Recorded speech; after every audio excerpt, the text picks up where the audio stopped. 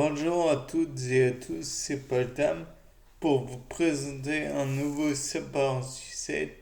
Et aujourd'hui, je me suis posé la question comment est-ce que la cobalamine, cyanocobalamin étant un dérivé, enfin une molécule, comment dire, un isomère de fonction, enfin bref, comment la cobalamine était absorbée par une personne immunodéprimée.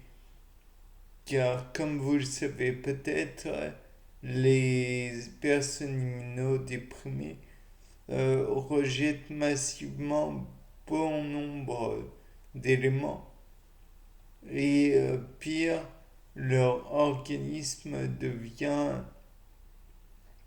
un terrain un peu hostile à tous les micro-organismes existants, dont j'imagine les bactéries qui pourraient produire de la cobalamine.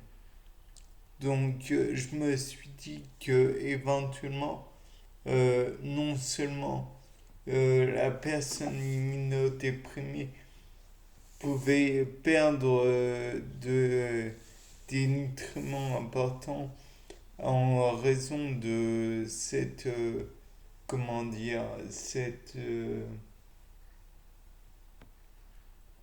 ce médicament immunosuppresseur pour certains, immunodéprimant pour d'autres. Enfin, dans tous les cas de figure, j'imagine que cela peut détruire certaines bactéries. Et dans ce genre de circonstances, je me suis dit que éventuellement il était envisageable de repeupler, disons, la flore intestinale dès que, bien sûr, il n'y a plus de médicaments, avec de la flore intestinale, disons, étrangère, via une greffe de matière fécale. Donc c'est peu ragoûtant, je sais, mais le fait est là. Si on injecte à une personne la matière fécale d'une autre personne, potentiellement celle-ci contiendra non seulement des micro-organismes qui sont absents de l'intestin de l'autre personne, celle qui est immunodéprimée, et en plus on va lui apporter d'autres nutriments. Je sais, c'est peu ragoûtant, mais le fait est là. Si si on réfléchit bien, la personne immunodéprimée doit rejeter massivement bon nombre de nutriments qui peuvent être essentiels puisque le traitement lui-même peut avoir des effets destructeurs, très destructeurs. Et par conséquent, si il peut y avoir aussi des destructions au niveau du sang.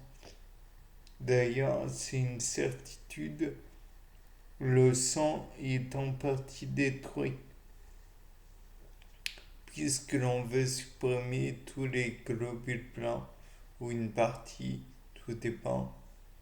De plus, il y a des dégâts collatéraux, disons, des globules rouges par exemple qui sont détruits alors que ça n'est c'est pas tout à fait le but du traitement. Ou alors il peut y avoir aussi la destruction de d'autres, comment dire, d'autres organes. Non, mais il peut y avoir une destruction des plaquettes, en partie du moins, ou d'autres populations. Je ne sais pas s'il est tout à fait possible de détruire précisément un type de globule blanc, tels que tous ceux qui sont éosinophiles, par exemple, sont détruits, mais pas les neutrophiles. Et donc, dans ce genre de circonstances, j'ai envie de dire que le problème, c'est que bon nombre de médicaments du type immunosuppresseur sont un peu aveugles. Et donc la personne devient un peu, comment dirais-je, sensible aux destructions. Et donc ça fait que le microbiote aussi, lui, est chamboulé. Donc le microbiote intestinal qui peut lui-même avoir des retombées positives sur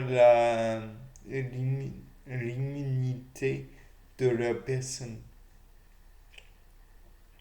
Bien sûr, il est aussi envisageable que si la personne se fait injecter la matière fécale d'une autre personne, on pourrait envisager que ça lui injecte comment dire, les micro-organismes nocifs de la personne. Mais soyons sérieux, quand on, comment dire, quand on fait ce genre d'injection, ce n'est pas juste je prends ceci, je le mets là et puis voilà. Non, ils font tout de même un genre de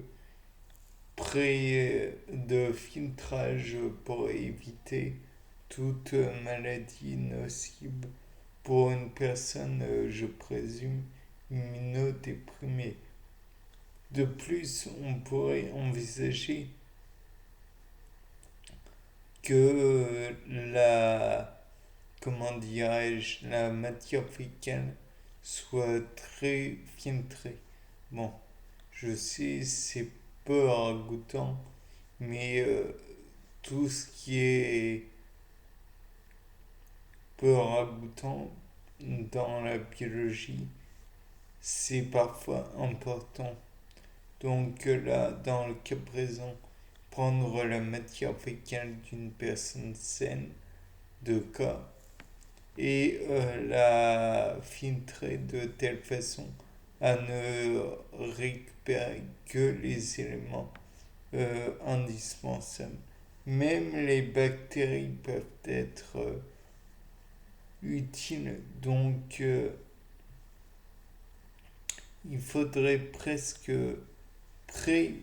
filtrer deux parties, donc filtrer les éléments nutritifs non, comment dirais-je, non vivants, tels que les nutriments, les vitamines et autres, et sélectionner au contraire celles qui sont bonnes, on pourrait faire par exemple un genre de sélection via des bactériophages et peut-être des variophages, je ne sais pas.